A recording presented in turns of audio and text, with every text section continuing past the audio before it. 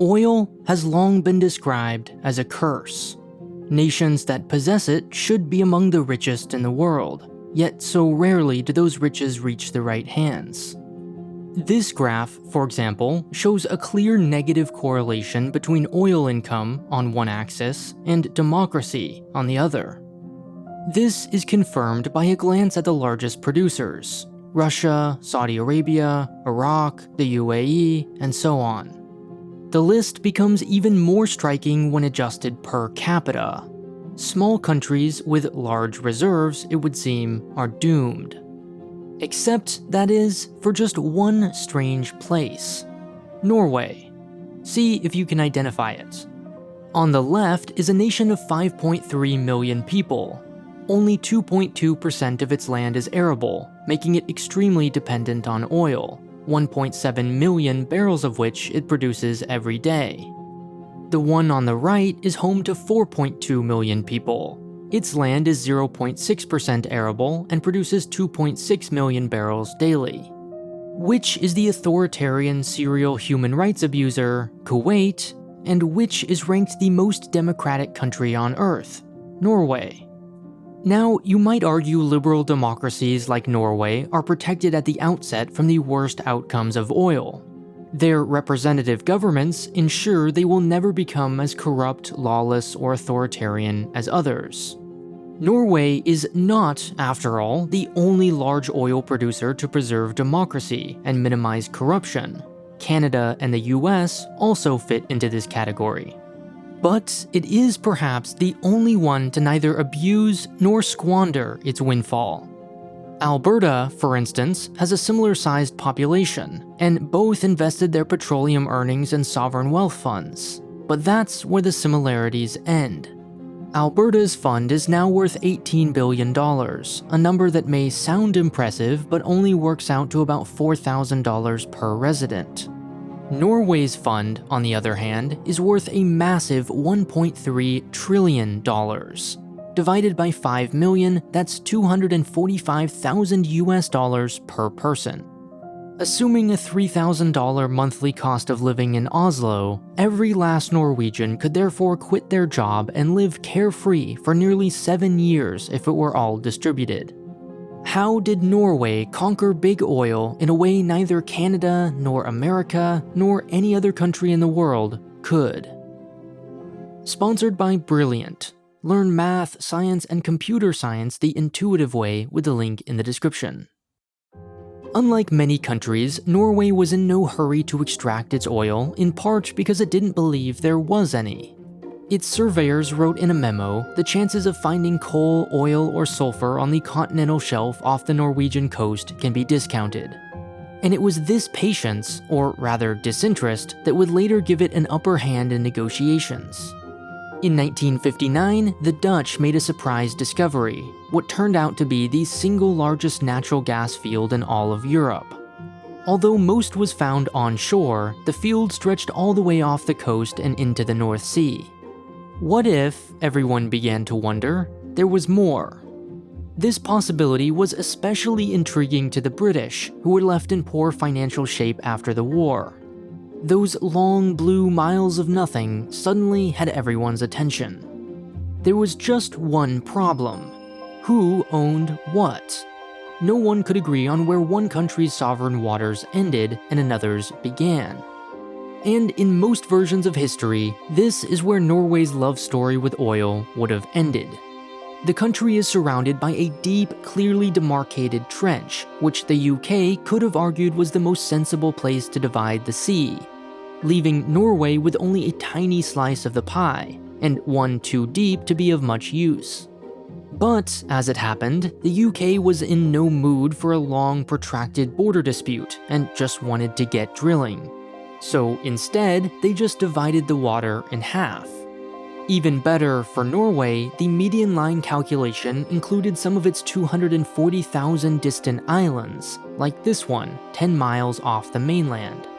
Tiny details like these would eventually generate billions of extra dollars when an oil field was discovered on the border, 85% of which is owned by Norway.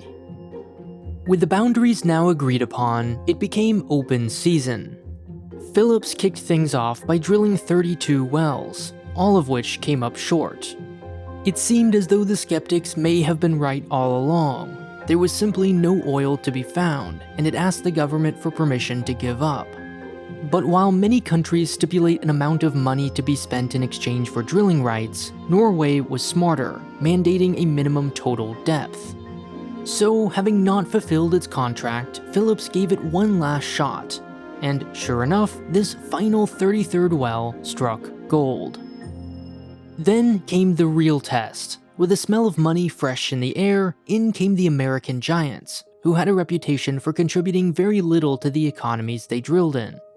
They would drop in, take the loot, and vanish, leaving hardly a trace. Some even forbid their workers from wearing non-American-made boots. Norway was David to the oil company's Goliath. But it wasn't flying blind. Two major lessons shaped its approach. First, they had seen in the Netherlands how damaging oil could be to the rest of the economy. It even has a name, Dutch disease, for when the local currency appreciates, lowering the country's competitiveness, ultimately doing more harm than good. Second, its government had learned firsthand how to deal with big corporations decades earlier, when it developed the nation's vast hydroelectric grid. All of this foresight paid off handsomely. While the Americans bullied the UK into giving its companies equal treatment under the law, in Norway, the government was firmly in charge. Oil, in its mind, was not just another product to tax, but belonged to the public, who could rent it to private companies in exchange for their help in extracting it. The conceptual starting point for taxation, therefore, was 100%, not 0. Today, oil is subject to the ordinary 22% corporate tax rate and a special tax of 56%, for a combined 78%. And while the state keeps the vast majority of the profit, it does so only after a discovery is made. Private companies pay for their own exploration. Finally, the Norwegian government wisely saw oil as a means to an end, not an end itself. It never assumed, as others did, that petroleum would naturally bring jobs. It knew it had to create them, and to do that, it needed to ensure the oil flowed through Norway. This was no easy feat. To get the oil on land, it first needed to cross the deep Norwegian trench, navigate its winding fjords, and be accompanied by remote roads, pumps, and plants. But it was also an opportunity. Just as labor-intensive manufacturing allowed Southeast Asia to quickly industrialize and shift to better, more profitable sectors, oil helped develop the wider Norwegian economy. State workers were instructed to learn from their foreign counterparts, to copy and eventually overtake them. Today, Norwegian labor may be among the world's most expensive, but it's also among the world's best. An estimated 200,000 people, or 1 in every 14 workers in the country, are employed as a result of the industry. And yet, it never got carried away. Knowing full well that this non-renewable resource would eventually run out, Norway self-imposed a limit of 90 million tons each year. Patience was paramount. Not everything went smoothly. There were hundreds of helicopter crashes, diving incidents, fires, and spills. In 1980, a drilling rig capsized, killing 123 people. It was a costly and tragic wake-up call to the industry's poor regulations. And when the money first began trickling in, it wasn't sure what exactly to do with it all. Between 1976 and 80, oil revenue increased by a factor of 15, which led only to inflation. When oil prices collapsed in 1986, Norway fell into a recession. Something had to change. The solution, of course, was to diversify. In 1990, it created the Government Pension Fund Global, today the single largest sovereign wealth fund. It owns 1.5% of all public companies on the planet. All government oil revenue is invested in the portfolio, which helps reduce the country's dependence on oil prices. But what, you might ask, prevents a populist party from recklessly spending it all? Wouldn't voters reward politicians for distributing it today rather than prudently saving it for tomorrow?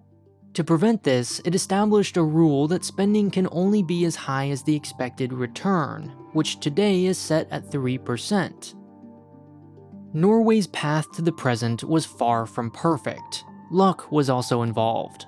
But it can say what few other nations can, that it converted a short-term finite resource into lasting generational and widely felt prosperity.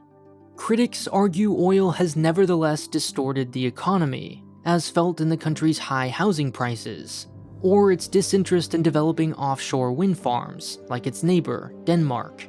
Valid as these arguments may be, they also reflect Norway's tremendous successes. Other nations look at its problems more with envy than pity. One question, however, casts a dark shadow over the country's achievements.